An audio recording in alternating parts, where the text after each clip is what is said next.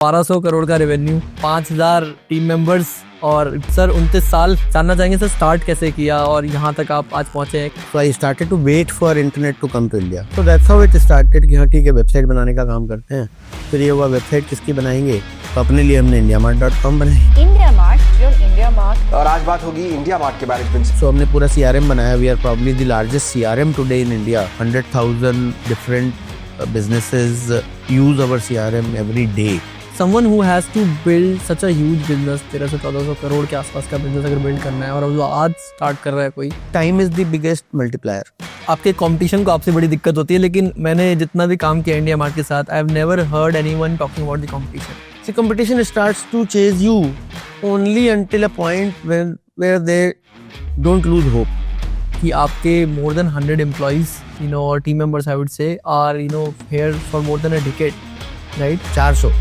400 लोग 10 साल से ज़्यादा हमारे यहाँ पे काम। व्हाट्सएप को आप लोग बहुत ही अच्छे से एपिकली यूज़ कर रहे हैं, मैं बोलूँगा। What benefits have you seen on WhatsApp? Response rates have improved, our cost have decrease. रोज के 2-2, 4-4 लाख मैसेजेस हम भेजते हैं। Welcome everyone to another episode of What Goes Behind. I'm pretty nervous today because I am with Dinesh Agarwal sir, the founder of India Mart. Sir 29 साल, 5000 team members, right, और 1200 करोड़ का revenue. Sir जानना चाहेंगे sir start कैसे किया और यहाँ तक आप आज पहुँचे हैं, कैसे क्या क्या चला and how you reached here? See starting तो काफ़ी स्मॉल रही।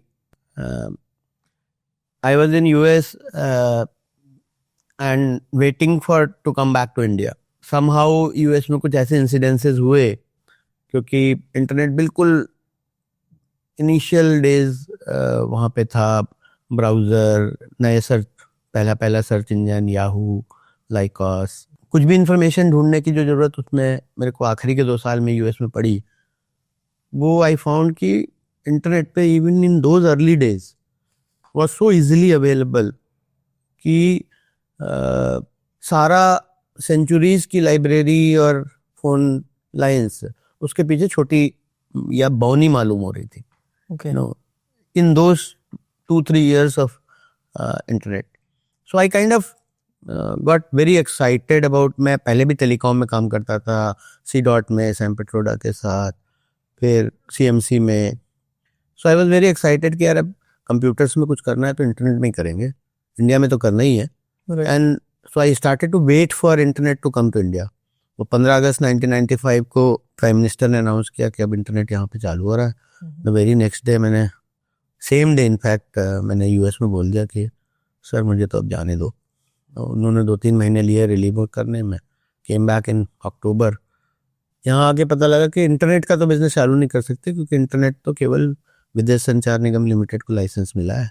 ओके। एंड दे विल, तो now we could start to do a periphery business around internet. Modem बेच सकते हो, डोमेन का काम कर सकते हो, वेबसाइट बना सकते हो। सो वन फाइन डे हम लोग बैठे थे और मैं काफ़ी एग्जीबिशंस वगैरह में जा कर देख रहा था कि और क्या नया चल रहा है। इंटरनेट एजुकेशन का काम कर सकते हो, उस समय कंप्यूटर एजुकेशन का काफ़ी वो चल रहा था। So that's how it started कि हाँ ठीक है वेबसाइट बनाने का काम करते हैं। फिर ये हुआ वेबसाइट किसकी बनाएंगे। इंडिया में तो इंटरनेट यूजर्स ही कुछ 5-10-15 हज़ार थे बाय द टाइम जनवरी, फरवरी, मार्च 1996 की बात करें तो। सो ये हुआ कि इंडिया में तो इंटरनेट और कंप्यूटर्स अभी पेनिट्रेशन ही नहीं है। सो बाहर के लिए बनाते हैं, एक्सपोर्टर्स के लिए, बिकॉज एक्सपोर्टर्स को फॉरेन में लोग कहते हैं कि ईमेल पे बात करो, वेबसाइट आपकी है कि नहीं है। And that's how we decided कि हम एक्सपोर्टर्स के लिए वेबसाइट बनाएंगे। And that's how it started. क्योंकि एक्सपोर्टर्स के लिए वेबसाइट बनाएंगे तो उनका नाम लिख देंगे वेबसाइट पे, अपनी वेबसाइट पे। तो अपने लिए हमने indiamart.com बनाई और उसके साथ में जो कंपनी थी वो इंटरमेश सिस्टम्स के नाम से चालू करी। Got it. सर स्टार्ट किया आपने वेबसाइट बिल्डिंग से, राइट? आज लगभग 30 साल होने को आए हैं, राइट? क्या क्या इन्फ्लेक्शन पॉइंट्स है जहां आपको लगा कि यार यहाँ पे अब ये बिजनेस को पिवट करना पड़ेगा? बिकॉज आजकल हम देखते हैं कि हर बिजनेस को कुछ सालों बाद पिवट करना पड़ता है, and then today it's a different, it's a market place business, right? वो शिफ्ट कब आया और कब आपको लगा कि यार ये मूव करना चाहिए? इमीडिएटली जैसे मैंने वेबसाइट बनाने का काम शुरू किया, I was a hardcore engineer doing device drivers and SNMP protocol and all that. So I had to learn what is HTML and what is website and all that. But as I learned that and I made my first website, India Mart का पहला homepage वगैरह बनाया, and I start training my own people, जो शुरू में 1-2 लोग रखे, कैसे वो वेबसाइट बनानी है. I realized ये तो बहुत आसान काम है. मतलब वेबसाइट बनाना तो गली गली में सब लोग बनाने लग जाएंगे, इसमें कोई खास बात ऐसी नहीं है. The tools will emerge which will make it easier to make website. Incidentally, उसी समय we were to look for the exporters data, we were looking at exporters directory. And वो directories काफी वो थी, आउटडेटेड हो जाती थी, क्योंकि उस समय इंडिया में टेलीफोन नंबर्स बहुत क्विकली चेंज हो रहे थे. तो आइडिया ये आया कि यार ये केवल वेबसाइट बनाने का बिजनेस तो ठीक नहीं रहेगा, वेबसाइट के साथ ये डायरेक्टरी भी बना लेते, और डायरेक्टरी ऑनलाइन रहेगी तो वो 24/7 अपडेटेड रहेगी, साइज का कोई लिमिटेशन नहीं रहेगा, सर्च का कोई लिमिटेशन नहीं रहेगा. So that is how we created an exporters directory, and हमने उसी समय उसका नाम global gateway to Indian market place लगा दिया था. तो हार्डली पहला पिवट आप समझो मेरा 3 से 6 महीने के अंदर ही हो गया. ओके. कि ये वेबसाइट बनाएंगे, ठीक है, as a services business, but ये हमें लॉन्ग टर्म में नहीं करना है. राइट. आज भी हम वेबसाइट बनाते हैं, राइट. तो वो लॉन्ग टर्म कब एंड होगा पता नहीं.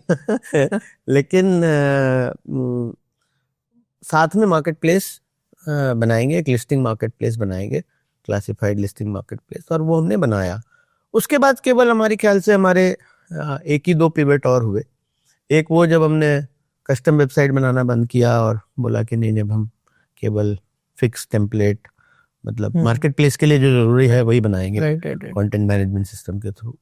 दूसरा पिवट आई थिंक 2007-8-9 में जब ये हुआ कि यार एक्सपोर्ट का बिजनेस इंडिया से कितना और ग्रो करेगा.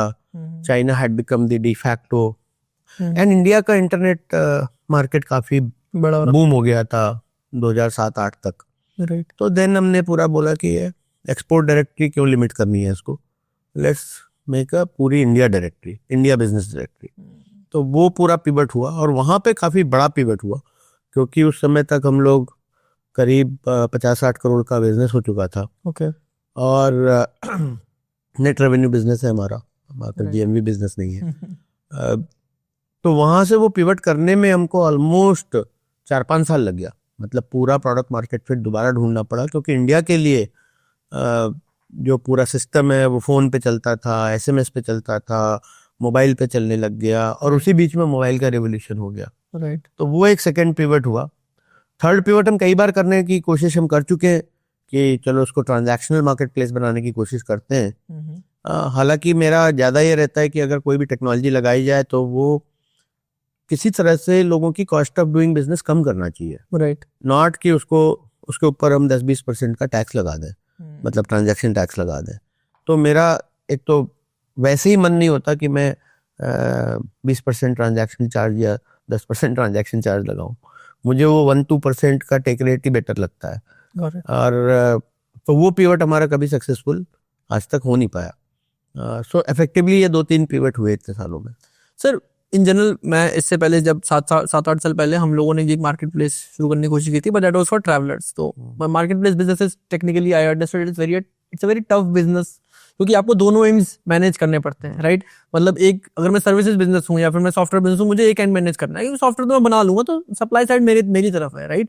बट ये आपने कैसे मैनेज किया कि यार अगर कोई सप्लायर है तो उसको एनएफ लीड्स मिलती रहे, और अगर कोई किसको सप्लायर चाहिए तो एनएफ सप्लायर्स भी उसके लिए आते रहे. ये बैलेंस कैसे आपने मैनेज किया? हाँ, ये बड़ा ट्रिकी रहा, बट समहाउ हम जब कर रहे थे, तो अब हम जब पीछे पलट के देखते हैं तो मुझे लगता है कि हमने वो सारी किताब लिख दी जो एक मार्केट के प्लेस को बनाने में इस्तेमाल होती है. राइट. बट उस समय शायद हमें बेसिकली जो भी फर्स्ट प्रिंसिपल था उसके हिसाब से बनाना शुरू किया. ये था कि अच्छा ठीक है, पहले 2-4-6-10 वेबसाइटें जब बनाई तो उनका हमको अच्छा रिस्पांस मिला यूएस के सर्च इंजन वगैरह में और यूएस में. तो मैंने कहा यार अगर यूएस के लोगों को इतना चाहिए कि इंडियन बिजनेसेस की इंफॉर्मेशन चाहिए, ताजी इंफॉर्मेशन, तो ऐसा करते हैं इनकी फ्री लिस्टिंग कर देते हैं इंडियन बिजनेसेस की। तो वो एक नीड ऐसी फील हुई कि सप्लाई साइड बढ़ा देते हैं, फ्री में चाहे बढ़ानी पड़े सप्लाई साइड बढ़ा देते हैं। तो हमने एक फ्री लिस्टिंग फॉर्म बनाया और उस फ्री लिस्टिंग फॉर्म को लेकर के वो डायरेक्टरी से सारे लोगों को भेजा, बाई पोस्ट भेजते थे। अच्छा। और बाई पोस्ट वो सारे फॉर्म में से पलट के फैक्स से जवाब आते थे और उन फैक्स के जवाबों को हम इंडिया मार्ट की डायरेक्टरी में पब्लिश करते थे। तो आई थिंक सप्लाई साइड वहाँ से बननी शुरू हुई, जो फ्रीमियम फ्री मार्केट प्लेस हमने बनाया। और फिर वहाँ से उसकी वजह से हमको इंक्वायरीज अच्छी आने लग गई, क्योंकि जो फॉरेन में यूएस यूके जिन जगहों पे इंटरनेट अच्छा चल पड़ा था वहाँ पे इंडिया के बिजनेसेस की इंफॉर्मेशन बहुत कम थी। मतलब कोई ट्रेड फेयर वगैरह में कोई जाता था तो वही थोड़ी बहुत इंफॉर्मेशन थी। एंड दैट लेड टू, तो उससे हमारे को इंटरनली ऐसा पता लगा कि अगर सब मोर बायर होगा तो मोर सप्लायर होगा तो मोर बायर होगा। ये आई मीन 2005-06 में हमने पहला अपना एड जो बनाया, उस एड की टैगलाइन ही ये थी, more suppliers more buyer more business. तो somehow by first principle we discovered कि मार्केट प्लेस में ये डिमांड सप्लाई बनानी होती है, और अगर सप्लाई बनाओगे तो थोड़ी डिमांड आ जाएगी तो उसको सप्लाई में ठीक से डिस्ट्रीब्यूट करो। तो अगले 5 साल तक, क्योंकि इंडिया में तो इंटरनेट या ईमेल कनेक्शंस थे नहीं, तो वो जो फ्री की सप्लाई हमने बनाई वो it came back with a big burden on us, because every day जो उनको इंक्वायरीज आती थी वो रोज रात में हम बैठ के प्रिंट करते थे, रात भर फैक्स करते थे और अगले दिन बाई पोस्ट वो इंक्वायरीज उन सारे फ्री सप्लायर्स को भेजते थे। ये चला 5 साल तक भाई साहब 97 से लेके 2002 तक ओके। ये चला। सो एवरी डे जो झोले भर भर के हम येट अनदर बिजनेस इंक्वायरीज की लिफाफे ले जा करके और पोस्ट ऑफिस में देते थे, पोस्ट ऑफिस में स्टैंप लगवा करके। सो वो अगले 5 साल तक it was like hybrid business, जहाँ यूएस में लोग सोचते थे ये ऑनलाइन बिजनेस है और इंडिया में हम उसको ऑफलाइन कन्वर्ट करते थे। सो आई थिंक वो शुरू का 5 साल just a belief probably in the market place kept us going, otherwise हम भी तोड़ देते। तो वो पता नहीं कहीं एक बिलीफ था, और वो साथ में साइड में जो वेबसाइट बनाने का बिजनेस था उसकी वजह से अच्छा बिजनेस आता रहा, तो हम सरवाइव कर गए। सर ऐसे बहुत सारे फेजेस आए आपके लाइफ में, आपने तो आई थिंक 30 साल में इतने रिसेशंस देख लिए हैं, राइट? 9/11 हो गया, .com 4 आ गया, 3-4 हो गया, फिर अभी डिमोनेटाइजेशन हो गया, फिर अभी कोविड आ गया, right? How have you like traversed or survived through this as business and in personal sense also, what went through inside? And so पहले जो 2 हुए, जो 2007-08 में 9 में हुआ और जो पहली 99-2000 के बाद जो हुआ, in fact every recession came with preceded with a big boom. So 98-99 में क्या बूम चल रहा था, मतलब और उस बूम की वजह से हमें तो ज्यादा तकलीफ हो रही थी। तो वाइल हमारा नाम अखबारों में छपता था, मैगजीन में छपता था, अच्छा लगता था, बट हमारे ट्रेंड एम्प्लॉइज का एट्रिशन हो जाता था, क्योंकि इंटरनेट रेडी तो एम्प्लॉय बेस कहीं अवेलेबल नहीं था। तो जो भी कंपनियां थी वहां पे, तो हमें तो इनफैक्ट बूम में सरवाइव करने में ज्यादा डिफिकल्टी होती थी। सेम चीज हैपेंड विद 2007-08 जब अलीबाबा का आईपीओ हो गया और यहाँ पे भी अचानक से सब नई नई कंपनियां बननी शुरू हुई। तो इफेक्टिवली जब बस्ट हुआ तो वो बात ठीक है कि जो 9/11 का बस्ट हुआ वो जरूर डिफिकल्ट था, क्योंकि उससे हमारा बिजनेस भी इफेक्ट हुआ था। But other than that first 2 boom bust में, इनफैक्ट बस्ट में मेरे को ज्यादा आराम रहा। हम अपना फोकस करके किस चीज पे ग्रो करना है वो ज्यादा अच्छा ग्रो किए। फिर ये जो डिमोनेटाइजेशन और कोविड हुआ, उस टाइम में हम काफी साइजेबल हो गए थे हम शायद। डिमोनेटाइजेशन के टाइम तक हम कुछ 300 करोड़ रुपए का बिजनेस हो चुका था हमारा, 250-300 करोड़ का। उस समय हमने डर से काम लिया, मतलब हम डर गए। So let us not fight the natural calamity. Okay. Both of them were naturally Right. External calamity which came completely unaware. Even 9/11 for that matter. Right, definitely. So we just saved money. Okay. No खर्चा, किसी को fire भी नहीं करना है, higher भी नहीं करना है. And over the next 3 to 9 months, I think we became very frugal in both the times. I mean, all the 3 times, if I remember, my behavior was very simple. Go and communicate directly to the customer and to the employees कि बस आजकल संभाल के चलते हैं, no hiring, जैसे भी है डबल अप करेंगे काम को, बिजनेस और लेके आते हैं एंड खर्चा पूरा कम करते हैं. अगले 3-6-9 महीने अगर सरवाइव करेंगे देन हम फिर थ्राइव करेंगे. सेम हैपेंड इन डिमोनेटाइजेशन. मुझे अच्छी तरह से याद है, मैं बीच में खड़े होकर के पूरे फ्लोर पे सबको बताया कि भाई ये बहुत ही अनसर्टेन टाइम है. Same happened in Covid time. So whenever there is a grave situation like this, we communicated well with the employees and said, "By this is the situation. Let us not try to be too sentimental or too hero about it. Let's save the resources, save the energy, work hard, and समय के साथ ये पास हो जाएगा." Because any crisis, the human have evolved over a period of time. Right. साल 6-9 महीने से ज्यादा नहीं रहती है. So if you survive for the first 3 months of the crisis, I think you come back stronger. Also, आपके competition को आपसे बड़ी दिक्कत होती है, लेकिन मैंने जितना भी काम किया इंडिया मार्ट के साथ, I have never heard anyone talking about the competition. Like, how do you instill a mindset or like this, or what is the mindset with regards to competition? ऐसा नहीं है, कंपटीशन हमारे यहाँ बहुत था. In fact बहुत सारे मी टू थे कंपटीशन, मतलब मी टू थे.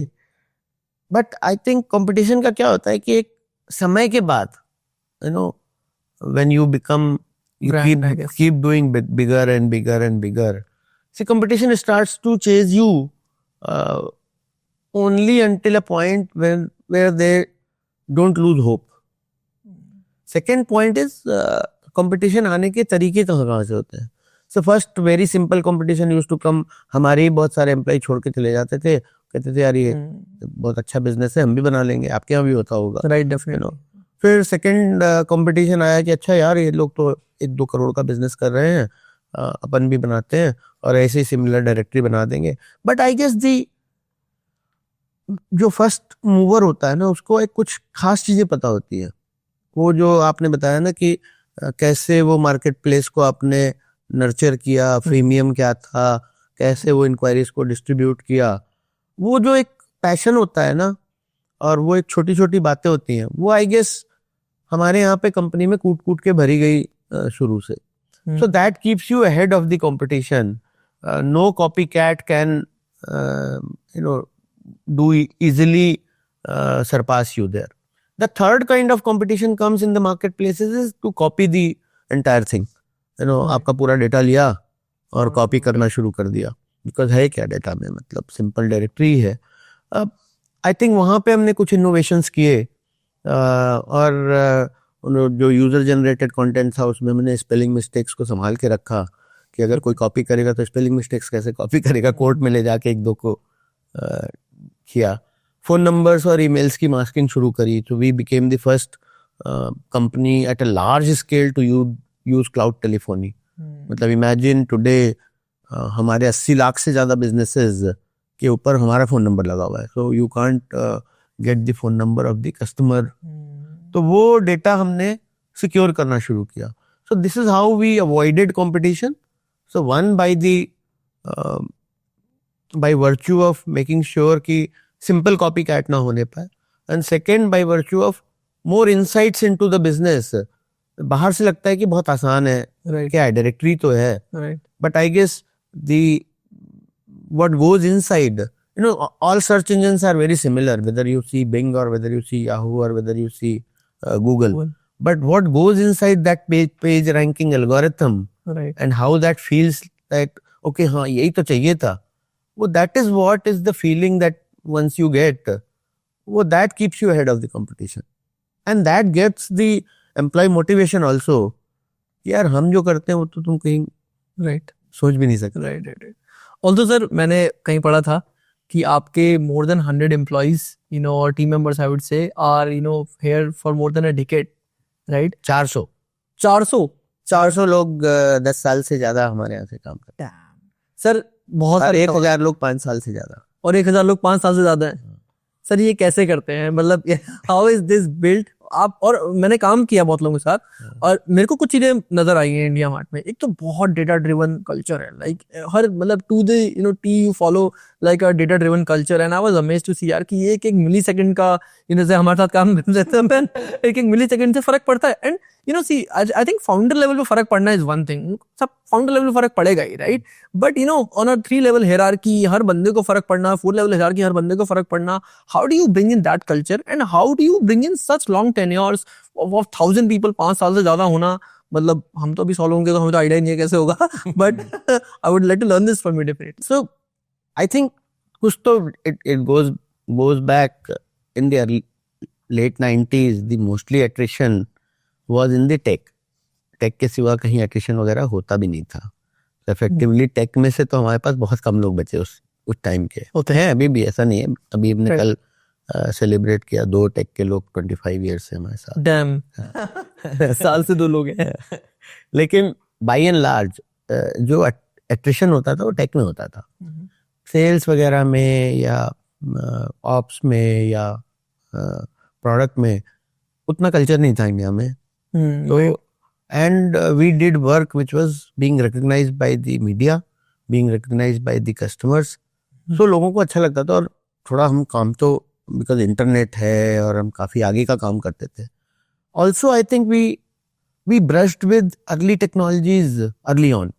सो शॉपिंग की साइट सबसे पहले बनानी थी इंडिया में, हमने बनाई। क्रेडिट कार्ड का सिस्टम लगाना था, हमने किया। ट्रैवल का पोर्टल बनाना था, हमने बनाया। स्टॉक एक्सचेंज का बनाया था। मतलब वी ट्राई टू सी कि कौन सी नई चीज आ रही है और उस नई चीज में कैसे बिजनेस बनाया जा सकता है। इवन व्हाट्सएप वगैरह जैसे आप देख रहे होगा, हमने शुरुआत बहुत छोटे से करी थी, राइट, बट अब हम 1 मिली सेकेंड के लिए झगड़ रहे हैं। एंड मतलब रोज के 2-2 4-4 लाख मैसेजेस हम भेजते हैं। सो हम कोई भी टेक्नोलॉजी पकड़ लेते हैं और फिर उसमें पूरा क्योंकि आई थिंक इसका एक इम्पॉर्टेंट वो भी है कि क्योंकि हम प्रॉफिटेबल कंपनी है और हम अच्छा प्रॉफिट हमेशा से जनरेट करते आए हैं, we are able to invest in this kind of resources कि यार जाओ सीखो नया टेक्नोलॉजी और उसको देखो इंडिया मार्ट में कैसे इस्तेमाल कर सकते हैं। तो उसकी वजह से भी शायद हमारे ख्याल से एम्प्लॉयज को फर्क पड़ता है।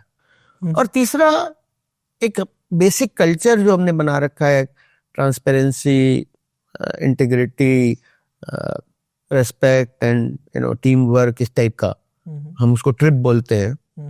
Team work, integrity, responsibility and passion. मैं अपने ज्यादातर इनिशियल लोगों को फैमिली की तरह से मानता हूँ। I used to go to their kids birthday, शादियों में सबके गया हूँ, अपने घर में भी सबको बुलाते हैं। तो आई थिंक थोड़ा फैमिली कल्चर से भी फर्क पड़ता है।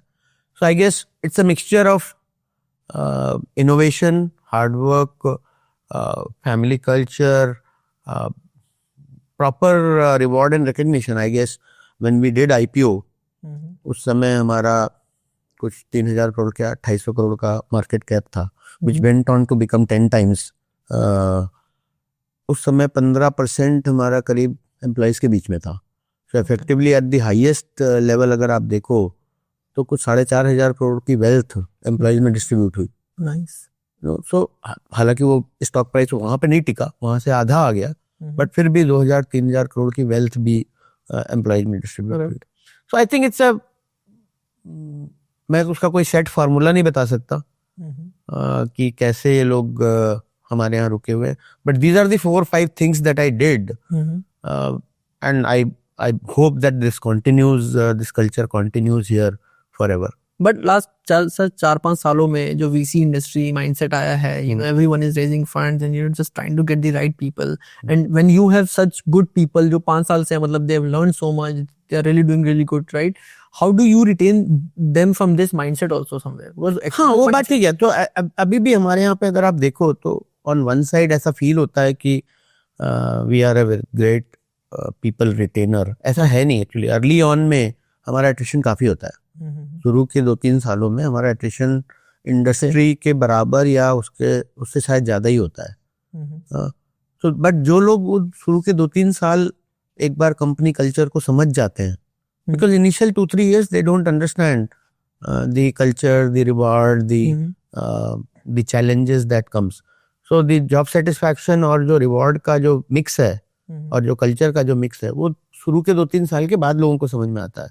And we are still struggling to communicate that early on ताकि हमारा 1 साल के बाद भी attrition ना हो. राइट. So 3-1 साल के बाद फिर हमारा अच्छा हो जाता है. सो शुरू के 3 साल में काफी attrition होता है हमारा.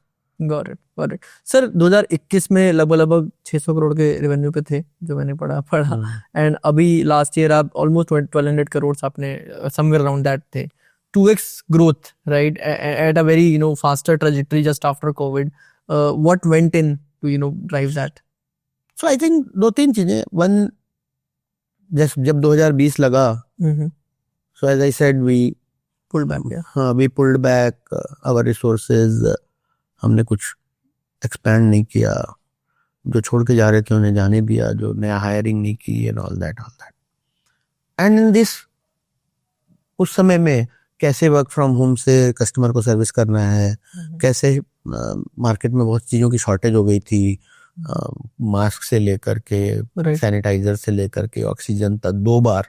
और उसके लिए क्या प्रोडक्ट मार्केट फिट ठीक किया. जैसे वो सारा 18-20 महीने का समय निकला एंड देन वी सेड अच्छा आप सब कुछ probably everybody is going back to the normal. We also pressed the pedal. So effectively if you see हम 2,500 से 5,000 लोग हो गए 1 साल के अंदर. डन. तो मार्जिन हमारा 45% से घट के 25% आ गया. बट वी न्यू कि हाँ ये ग्रोथ का टाइम है and that's when we press the pedal. हमने उसके पहले के 20 सालों में करीब 1.5 लाख कस्टमर इकट्ठे किए थे और अगले 20 महीनों में हमने 1.5 लाख प्लस 75,000 2.25 लाख कस्टमर इकट्ठे कर लिए. सो आई गेस वो जो साइकिल है ग्रोथ एंड कंसोलिडेशन, तो वो 2021 के बाद हमने एकदम से प्रेस की and we went to this 20-25% plus growth rate in that days. And बहुत सारी कंपनियां, I mean, a lot of companies have grown multifold because of the internet penetration that came with COVID. Right. तो I think 22 और 23 में हमारी बहुत अच्छी growth रही. इनफैक्ट 24 और 25 में we are now struggling with the growth. Okay. 25 में. But वो पूरा जो हमारा ग्रोथ का फेज था वो सही कोइंसाइड किया. अब हम देख रहे हैं कि अगली फेज ऑफ ग्रोथ कहाँ से आएगी. बट ये चलता रहता है. दिस इज ऐसा नहीं होता कि ग्रोथ आपकी जो आप नॉर्मल CAGR जोड़ते हो 18% या 22% वो हर साल सेम आती है. वो it just fluctuates between 10-15% to 25-30%. Sir profit, आप प्रॉफिटेबल रहते हो, कंसिस्टेंटली प्रॉफिटेबिलिटी है, 100 करोड़ की प्रॉफिटेबिलिटी है और एक्सपेंशन भी है. मतलब आपने बोला कि 2500 से आप 5,000 करोड़ भी हो गए एंड आई थिंक वो साल भी प्रॉफिटेबल रहा ही होगा. मतलब आई डोंट थिंक काफी अच्छा कुशन था हमारे पास. जिस साल 2021 में शायद हम 600-700 करोड़ का रेवेन्यू था, उस समय भी हमारा प्रॉफिट करीब 300 करोड़ था. तो वो आई थिंक कम हो गया था अगले साल में. ओके. बट तो अगले 2-3 साल तक वो प्रॉफिट बढ़ा नहीं, बट अब पिछले 2 साल से काफी अच्छा हो गया. बट सर आजकल के स्टार्टअप सर हर जगह बस एक लॉस मेकिंग कंपनी खड़ी करना, इट्स लाइक कि चलो बंद करते हैं प्रॉफिट के बारे में. सो क्या प्रॉब्लम क्या है? What is the difference in your mindset and there mindset? बंद तो वो भी कर रहे हैं, आप भी ग्रोथ तो शुरू के 4-5 साल आई थिंक कोई भी बिजनेस मॉडल होता है तो उसमें डिपेंडिंग अपॉन कि आपकी क्या कैपेसिटी है और आपका कितना अंडरस्टैंडिंग है उस मार्केट प्लेस को बिल्ड करने में और कितना रिपीटेबल बिहेवियर आएगा बाद में, तो उसके बेसिस पे सभी बर्न करते हैं. जब भी हमने 2009-10 में जब हमने पिवट किया सेकेंड टाइम, क्योंकि उससे पहले तो हमारे पास पैसे ही नहीं थे बर्न करने को, तो कोई ऑप्शन ही नहीं था. VC इंडस्ट्री बहुत छोटी थी और हमें किसी ने पैसे दिए भी नहीं. बट 2008-9 में हमने पहली बार 50 करोड़ रुपए रेस किए थे और अगले 2 साल में हमने 100 करोड़ बर्न कर दिए थे. बट उसके बाद देन वी रियलाइज कि यार इससे कुछ बहुत ज्यादा गेन होता नहीं है. हालांकि उस इन दी हाइंडसाइट मुझे लगता है जितनी सप्लाई हमने उस समय बिल्ड की, अगर वो हमने नहीं बिल्ड की होती तो शायद यार ये डोमेस्टिक मार्केट उतना फ्लरिश नहीं करता. So it is important to sometimes go on to building supply or go on to building a product market fit burn करने के लिए. बट बहुत लॉन्ग जेस्टेशन पीरियड वो मुझे नहीं जानता. मेरा जो जेस्टेशन पीरियड है burn to become break even, वो मैं 3 से 5 साल रखता हूँ. मतलब I generally give up on things. You can say कि मेरे पास उतनी रिस्क टेकिंग कैपेसिटी नहीं है या मेरे को उतना पेशेंस नहीं है. मेरा पेशेंस लेवल 3 से 5 साल है. 3 से 5 साल पैसा लगाऊंगा, खूब मेहनत करेंगे. If it doesn't break even and every year it feels like, pull the plug. Got it. Sir, 5,000 people, how, if you can give me a gist, how are they structured? What? Simple, I think, about 80-20 rule है. 20% लोग करीब product, technology, content, category, finance, HR, इन सारे functions में, और बाकी 80% लोग sales में. Okay. मतलब sales and servicing, sales servicing, renewal, upsell. तो वो करीब 4,000 लोग बिजनेस लेके आते हैं, रिन्यूअल करते हैं, कस्टमर की सर्विसिंग करते हैं, वो सारा मेन बिजनेस है. और 1,000 लोग पूरा मार्केट प्लेस चलाते हैं, कंपनी चलाते हैं बैक एंड से. सर, जब एक बिजनेस बन खड़ा हो जाता है, right, there is one line of business और one business unit, I would say, establishes very well, और वो चल पड़ता है. How do we get the other business rolling? Like, do you get someone from the top to join you, और do you ask someone कि यार you run this business? How does that look like? So not much has happened in our case. या हमने try जरूर किया अभी तक. तो इफेक्टिवली अगर आप देखो तो 2011, 12, 13 में जब हमने टोलेक्सो चालू की, तो Brajesh was given this responsibility कि now you go and take care of Tolexo, and then Dinesh Gulati had come in and joined to take care of India Mart का मेन ऑपरेशन, सेल्स ऑपरेशंस का पूरा business. Second time also when we acquired Busy, Brajesh was given the. Even internally हम करते हैं, not many times we have succeeded. So we have generally been, जो हम करते आ रहे हैं मार्केट प्लेस का बिजनेस, वही वेबसाइट बनाने का, वही better match making, better content curation, better category, हम उसी में अभी तक ज़्यादा सक्सीड किए हैं. जो एडिशनल बिजनेस यूनिट्स, अगर आप what to say, we haven't succeeded well. So हमने पूरा CRM बनाया. We are probably the largest CRM today in India. 100,000 different businesses use our CRM every day. मुझे नहीं लगता कि इतना बड़ा CRM कोई और इंडिया में है. बट वो भी पूरी की तरह से इंडिया मार्ट में प्लग्ड इन नहीं है. हमने बाई लीड का ऐसा प्रोग्राम बनाया, RFQ का प्रोग्राम, या अभी हम ये व्हाट्सएप का भी प्रोग्राम चला रहे हैं. पूरी तरह से वो इंडिया मार्ट में हैंड एंड ग्लव्ड है. अभी तक यहाँ से सेपरेट होकर के जो बिजनेसेस चले हैं वो मेरे, एक इंडियन गेस्ट पोर्टल करके बिजनेस आपने सुना होगा, igp.com, वो हमने चालू किया था 2000 में. अभी कोई और लोग चला रहे हैं, हमने we exited that business in 2013. Tolexo हमने बंद कर दिया था. बिजी अभी चल रहा है. उसके अलावा हम लेंडिंग में कोशिश करते रहते हैं कि किसी तरह से कुछ क्रेडिट में, बट अभी तक कुछ खास ऐसा बहुत बड़ा हुआ नहीं है. हाँ, एक्सपोर्ट का हमने दोबारा चालू किया 2020-21 में. एक्सपोर्ट हमने जिस समय बंद किया था उस समय वो करीब 85 करोड़ का था. आज हमने 2020 में दोबारा चालू किया, वो करीब 100 करोड़ का बिजनेस हो चुका है 4 से 5 सालों में. तो है ऐसा, इंटरनली हमारे पास ऐसे लीडर्स हैं जिनको हम रोटेट करते हैं, जो लोग कि अच्छा तुम जरा ये देखो, बट हम काफी ऊपर closely as a close net team की तरह काम करते हैं. Got it. सर, व्हाट्सएप को आप लोग बहुत ही अच्छे से एपिकली यूज कर रहे हैं, मैं बोलूँगा, राइट, और बहुत ही, मतलब दोनों एंड्स पे आपने अपने सेलर्स के लिए भी, और इंडिया मार्ट के लिए भी. What benefits have you scene of WhatsApp? कैसे व्हाट्सएप ने कुछ ट्रेजेक्टरीज बदली हैं? क्या लगता है आपको कि व्हाट्सएप ने क्या चेंज किया? So effectively I see this as a communication medium, and how with the changing habits of the people.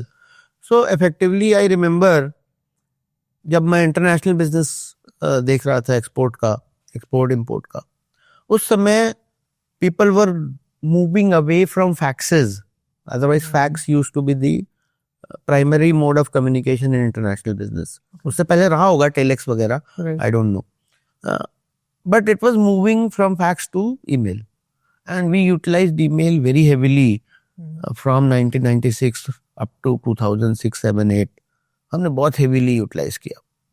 Between 2005 to 2015, I saw कि इंडिया के अंदर, because हम उस समय फिर इंडिया में बिजनेस कर रहे थे, कॉल और SMS पे लोगों ने मतलब जस्ट डायल का पूरा बिजनेस कॉल पे बना, एसएमएस Right. पे बना, राइट हमने भी काफी कॉल और एसएमएस को यूटिलाइज किया। अब आप 2015 के बाद से देखो तो लोग कॉल तो ऑलमोस्ट करना छूट ही गया है। राइट मतलब अपन बैठे हैं घंटे से, फोन बजा भी नहीं है, मतलब so call has become kind of a secondary channel. किसी को भी डिस्टर्ब ना करना हो तो उससे पहले या तो एसएमएस करो या व्हाट्सएप करो। With SMS because of its spammy nature has over the time lost its relevance, because उसमें कंट्रोल नहीं है आपका स्पैम पे। And WhatsApp being again a browser kind of A system, जहाँ पे आप टेक्स्ट भी भेज सकते हो, ईमेल भी भेज सकते, आई मीन वीडियो भी भेज सकते हो, फोटोज भी भेज सकते हो, वॉइस भी भेज सकते हो। It's a convergence of MMS को ये जगह लेनी चाहिए थी, राइट वो शायद नहीं ली उन्होंने, तो ये व्हाट्सएप ने यूज किया है। आज की तारीख में WhatsApp is a more effective medium than call और then SMS. Email is almost passe. Right So I guess it's a evolving nature of medium, and that's why we are very gungo on the WhatsApp, and our response rates have improved, our costs have decreased. So both ways it has helped us, and it has helped us improve the buyer seller experience, because buyers do not expect call in between their business. They say अच्छा आपको ने message भेज दिया, मैं अपने convenience पे देख करके जवाब दे दूंगा। Right got it. आजकल sir AI is the new wave in the town, I would say, but how have you been implementing AI, or how you see AI changing jobs in general? So in general, I think I'm a little more futuristic guy. मुझे so 2011-12 में जब हमारे घर के बच्चे पढ़ने जा रहे थे, मेरे भी बेटे और मेरे ब्रदर्स के बच्चे और सिस्टर्स के बच्चे, I think encourage all of them to go and study AI. Okay. So हमारे घर में आज के चार में से 3 AI इंजीनियर्स हैं। Damn, nice. So you can imagine my conviction to AI and robotics has been 10 years old. Right. 10-12 साल पहले ही मुझे ऐसा लगने लग गया था कि now is the time, probably because of the data and because of the technologies. Right. I guess AI का समय आ रहा है, and thankfully वो आ गया. Now coming back to IndiaMart, I think since 2015-16 we generally woke up to the basics of AI, voice command or voice input, basic translation. So IndiaMart पे आप जाकर के voice के through आप आज 100 लैंग्वेज में बोल के भी अपना सर्च चला सकते हो। और वो ऐसा मैंने कुछ बहुत हाई फाई टेक्नोलॉजी नहीं यूज किया हुआ है, गूगल का वो माइक लगाया हुआ है और पीछे गूगल ट्रांसलेट ही लगाया हुआ है। But I think we have started using AI around 2016-17 itself. फिर हमने देखा कि यहाँ पे इंडिया में ना स्पेलिंग मिस्टेक्स बहुत होती हैं, because we are not native English users, और टाइपिंग करते समय we use lot of English and English combinations. तो वहाँ पे हमने काफ़ी एआई का इस्तेमाल किया हमारी सर्च में। आज की तारीख में अगर आप इंडिया के किसी भी मार्केट प्लेस में जाके सर्च करने की कोशिश करोगे ना, and even the bigger ones, Amazon, Flipkart, Meesho, you would find कि जितना अच्छा फ्रेजेस इंडिया मार्ट की सर्च कैच करती है, कुछ हिंदी इंग्लिश मिक्स करके एंड ऑल दैट, अभी I guess we are probably the front runners on that side, if you really see. फिर हमने देखा बहुत सारी B2B की प्रोडक्ट्स में ना फोटोज बहुत इंपॉर्टेंट होती हैं, लोगों को पता नहीं होता उस प्रोडक्ट को कहते क्या है। अलग अलग तरह की हिंजेस होती हैं, अलग अलग तरह के स्क्रूज होते हैं, अलग अलग तरह के आइटम्स होते हैं, you generally don't know. If you remember, अपने किसी हार्डवेयर की शॉप पे भी जाते हैं तो पुराना सामान लेके जाते, भैया ये मिलेगा, I mean we don't know right कि उसको कौन सा वाला सॉकेट बोलते हैं प्लम्बिंग का, भैया ये मिलेगा। I guess photo search is very important, तो फोटो सर्च बिना एआई के नहीं हो सकती, वहाँ पे हम लोग बहुत एआई यूज करते हैं। फिर हमारे यहाँ पे being open market place, premium market place, करोड़ों लोग अपना प्रोडक्ट लिस्ट करते हैं, करोड़ों लोग आकर के इंक्वायरी डालते हैं, वहाँ पे बैंड कीवर्ड्स, रेस्ट्रिक्टेड कीवर्ड्स, कोई गलत टाइप का बिजनेस ना जाने पाए, तो उसमें हम काफ़ी बेसिक एआई यूज़ करते हैं उनको फिल्टर आउट करने के लिए. So I guess AI is now in every walk of life. ऐसा नहीं है कि जब तक pure AI driven front end नहीं दिखेगा तो एआई आप नहीं यूज़ कर रहे हो. आई थिंक हर छोटी छोटी चीज़ में आप छोटे छोटे एआई यूज़ कर रहे हो and trying to make the overall product better Got it. rather than trying to see कि how can I make IndiaMart purely available on chatbot. वो हम बना रहे हैं WhatsApp Right. पे 9696 पे. हमारा विजन ये है कि 9696 becomes another channel जहाँ पे लोग पूरा का पूरा IndiaMart यूज कर ले. मतलब उन्हें IndiaMart.com पे जाने की जरूरत ही ना पड़े एंड 9696 वाले प्लेटफॉर्म पे WhatsApp पे वो पूरा IndiaMart यूज़ कर सकें. चाहे वो सर्च करना हो, चाहे वो इंक्वायरी डालनी हो, चाहे वो RFQ डालना हो, चाहे वो उनको अपनी इनवॉइस चाहिए हो, प्रीवियस थिंग्स देखनी हो. तो विजन ये है कि वो पूरा का पूरा चैटबॉट ड्रिवन बन सकता है. कल को हो सकता है वॉइस पे भी हम ये सारा AI बेस्ड लगा सके. So that's what is the vision. Let's see. Great.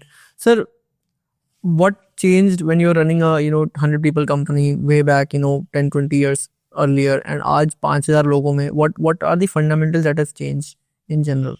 हाँ, सो आई गेस जब तक हम 100 लोग थे तब तक काफ़ी चीज़ें ना ऑन फिंगर टिप्स पेपर पे डायरी पे काम हो जाता था. Lot of trust based Right. things used to happen. But as we scaled from 100 people to 1,000 people and now from 1,000 people, if I include all the in-source and outsource people that use IndiaMart as an employee or sub-employee or contracted part-time worker, तो 10,000 लोग IndiaMart use करते हैं. So from 100 to 1,000, I think we built a lot of systems and processes which are tech driven. मतलब हमने 2004 में ही अपना पूरा CRM वगैरह SaaS पे मूव कर दिया था. Okay. मतलब आपने देखा इतना बड़ा अपना मेरा ऑफिस है, यहाँ पे 2,000 लोग बैठते, एक भी सर्वर और है ही नहीं कोई.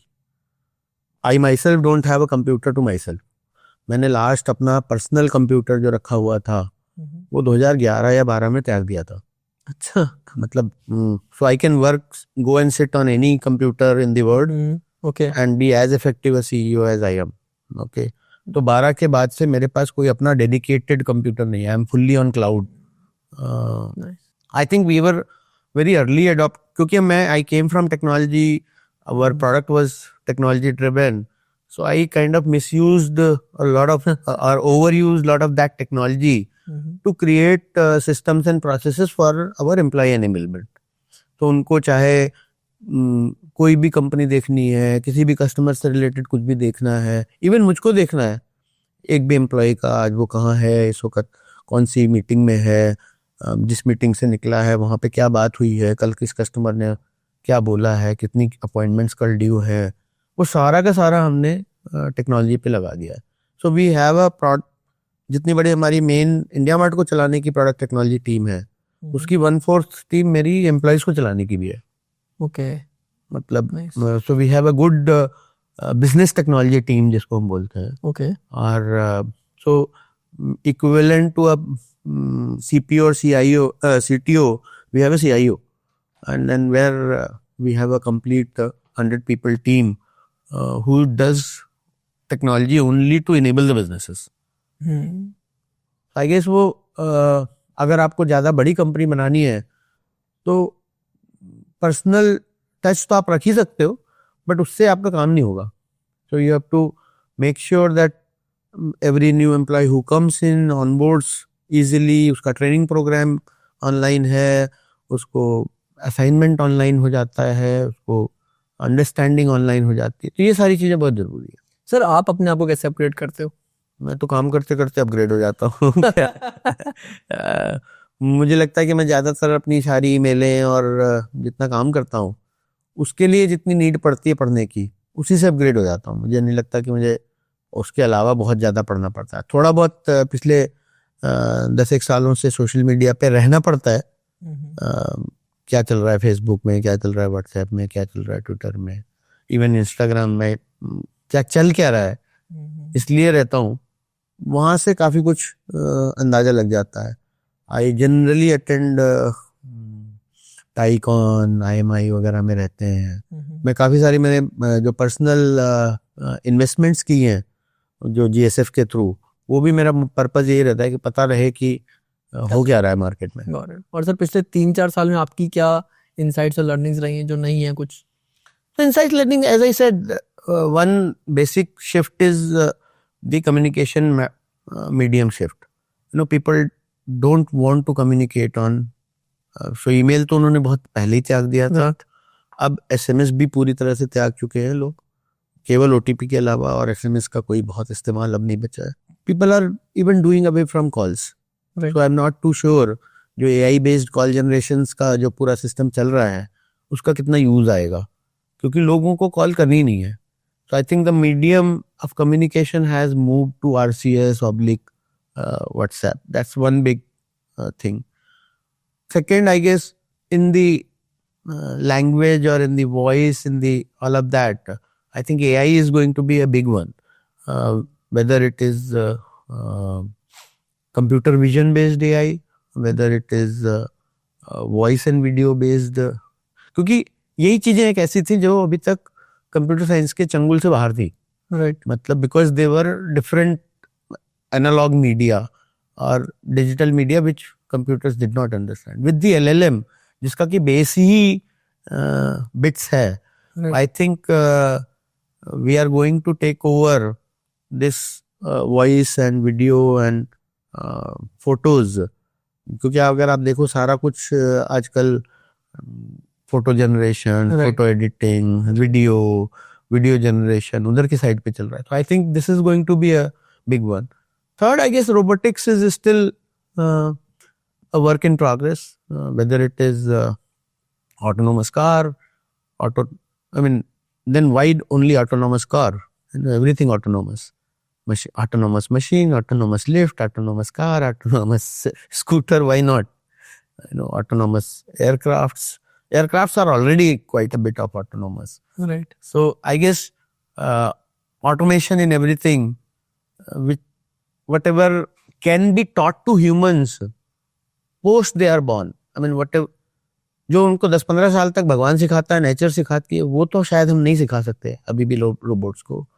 बट जो भी उसके बाद हम पढ़ाते सिखाते हैं वो सब कुछ रोबोट्स को बड़ी आसानी से सिखाया जा सकता है। अगर ह्यूमंस तो अपना दिमाग लगाते हैं ना सीखने के लिए, रोबोट्स से अपना दिमाग नहीं लगाएंगे ना सीखने के लिए। So that probably can be done better by robotics और CNC व्हाटएवर यू से। तो वो एक बड़ा चेंज है। Got it. ऑल्सो सर आपके पर्सनल लाइफ में, आपके रूटीन्स में ऐसा क्या है विच हेल्प्स यू स्टे 30 साल हो गए हैं, you have just been running एंड आज भी मैं देखता हूँ सर उतनी ही फुर्ती है। How does that sail through, what do you do on a daily basis to just keep going and going? नहीं, मैं ऐसा कुछ ज्यादा मेहनत नहीं करता। मैं सिंपल रूटीन है, 12 से 12 काम करता हूँ और 8 घंटे सोते हैं और बाकी 4 घंटे खाने पीने एंटरटेनमेंट में निकल जाते हैं। सो 12 से 12 काम है and 8 hours of good sleep is important, 7-8 hours good sleep is very important for me. Family के साथ टाइम स्पेंड करना, चाहे वो सिंपल सिनेमा देखना हो, टीवी देखनी हो, डिनर करना हो, उतना भर बहुत ज़रूरी है। I have a slightly larger family, मेरे कई सारे भाई बहन हैं हम लोग, उनके साथ थोड़ा घूमना फिरना, सो दैट्स ऑल्सो गुड। मैं एम्प्लॉइज़ के साथ भी अच्छा मतलब टाइम पास कर लेता हूँ। एंड इवन जो यहाँ पे भी हम काम करते हैं तो उसमें थोड़ा हंसी मजाक चलते रहना चाहिए। मतलब ऐसा नहीं है काम पूरी तरह से काम नहीं हो जाना चाहिए। सो काम भी अच्छे से करते हैं, पार्टी भी अच्छे से करते हैं। Got it. बट बहुत ज़्यादा मेहनत नहीं करते अपने आप को एनर्जेटिक रखने के लिए। Got it. One last question sir कि someone who has to build such a huge business, 1300-1400 crore के आसपास का बिजनेस अगर बिल्ड करना है और जो आज स्टार्ट कर रहा है कोई, what should their mindset be, what should they think, what is your advice to them?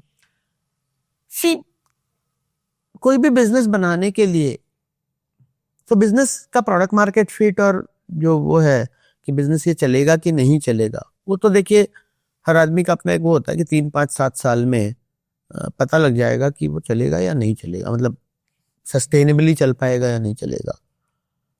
और but longevity of the business के लिए, मतलब बड़ा बिजनेस बनाने के लिए, I think the time is the biggest multiplier.